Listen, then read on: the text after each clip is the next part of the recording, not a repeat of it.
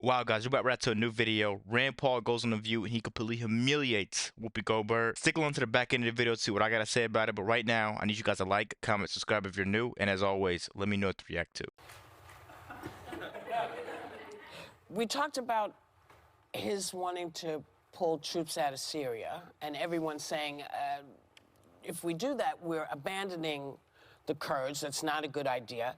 And a lot of folks are saying he crossed the line with a bad decision, but you don't say that. Why? You know, one of the things I've always supported about President Trump is actually one of the things I liked about President Obama, that we said we were overextended, that the Iraq war was a mistake. I think it's one of the reasons President Obama beat Hillary Clinton, because Hillary Clinton had supported the Iraq war. I still think the Iraq war, regime change in the Middle East, and these wars are senseless. So does President Trump. He doesn't want to get us involved in another Iraq war in Syria. If anything, Syria is more complicated. The other is a practical concern. You have 50 soldiers. You have 50 soldiers and tens of thousands of Turkish troops amassing. The Turks are also allies. The Free Syrian Army were our allies for 7 years. They're allied with the Turks. The Kurds have been our allies. The Kurds, in all likelihood, are now going to be allies of Assad to try to carve out a place in Syria for themselves. It's a really complicated question. I guess from my perspective, I say, any of these people out here, their kids have to go to war. War's not a chess game. People lose their limbs and people die, and I think it's the least we owe to the kids that we're going to send into this war. Why are we going to war and who are we fighting? But isn't there... So, go ahead. I'm sorry.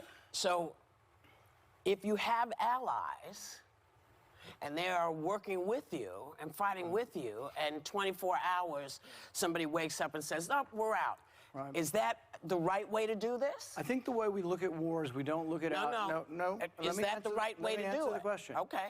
When we decide whether or not we're sending our young people into harm's way, we should obey the Constitution, which says we should declare war and put them in a war theater. But let me finish. Okay. And here's the thing about it, is if you ask these people, Lindsey Graham and the Cheney war and all these warmongers that want to stay at war forever, who are we going to declare war on? They don't know who. We're going to declare war on Turkey, our ally, Should we the Free Syrian Army, our out ally. in the middle? It's like walking out. We should never be there in the first place. That's not the question, though.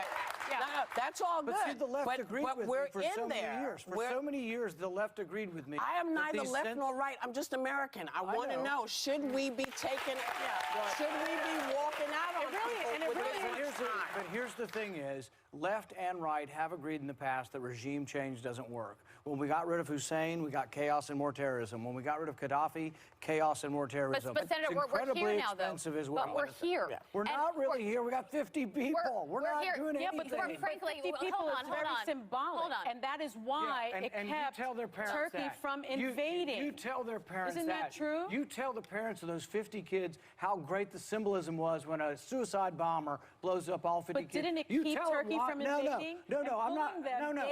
You tell Turkey their parents. the green light. You tell their parents why they're there. But isn't that true? You tell their parents why they're there. Isn't it true that Turkey did not invade? How do you feel about the video that we're actually, seeing of the Kurds getting slaughtered? I find the position of pulling out of these wars, that's a popular one, and I am there. There's a difference in having a strategy and leaving the Kurds there to die, which is where they are now. They are left there to die, and that is now, here's what I'd argue, now it's the GOP's problem. That's simply wrong. ISIS fighters, as being reported, thousands are going to escape from these prisons because the Kurds can't protect themselves. Up to 70,000 according to a NATO official. What's the people who don't like the policy? Is that a safer world with ISIS running around? That's the people who want to stay forever. These are the same people. I don't want to stay forever, but let me finish answering the question, okay? I let you talk, you let me talk.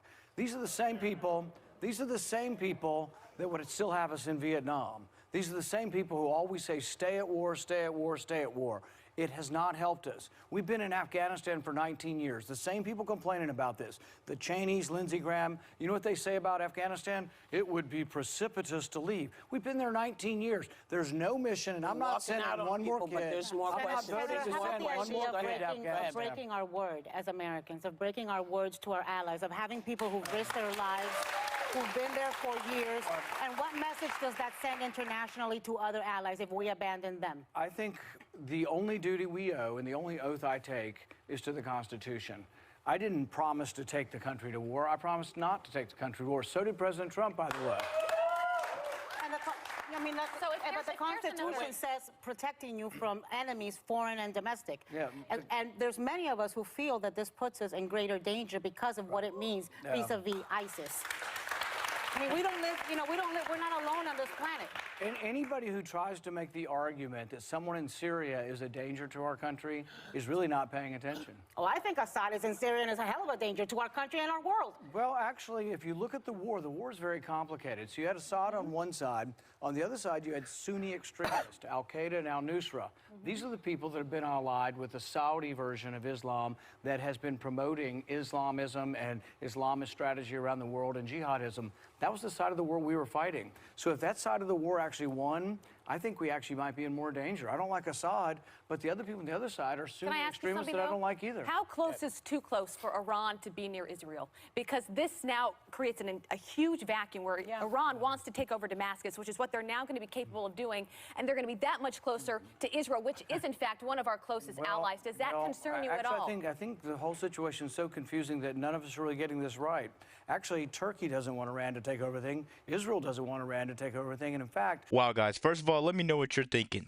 The View is obviously a very dirty, dirty place. I don't understand why people keep going there. The crowd doesn't know which side really to choose. And you can see, if you don't agree with them, they will never let you finish their statement. I believe he went on there. He made all of them look foolish. They didn't really prove anything. But let me know what you guys think in the comments. As always, like, comment, subscribe if you're new.